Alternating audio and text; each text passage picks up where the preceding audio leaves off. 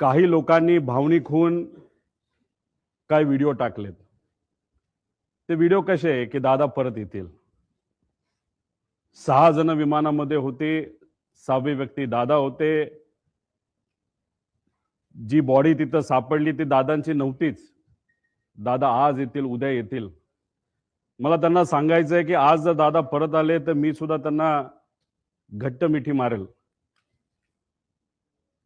पण ऍक्सिडेंट झाल्यानंतर 6 दिवस दररोज जेव्हा मी उठत होतो तेव्हा मला असं वाटत होतं काहीतरी घाणेरडं स्वप्न मी तिथं बघितलेलं आहे की दादांचा ऍक्सिडेंट झाला आणि ते फक्त स्वप्नच होतं आणि खऱ्या अर्थाने ही गोष्ट घडली नाही असं कुठेतरी मला तिथं वाटत होतं.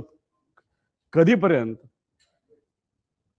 जेव्हा दादांचा एक स्वेटर तो सुद्धा जळलेला, त्यांची चप्पल, त्यांचं घड्याळ जे दररोज ते घालायचे आणि ते घड्याळ दादा कधी पण त्यांचा जो वेळ असतो ते 15 मिनिटं पुढे ठेवायचे. 9 वाजलं त्या घड्याळात वाजले होते आणि ते जळलेलं घड्याळ बंद पडलेलं तिथं मी बघितलं आणि जे कोणी तिथं बघत होते त्यांच्या डोळ्यात अक्षरशः अश्रू होतं. कुणी निशब्द झाले होते, कोणाला काहीच बोलता येत नव्हतं.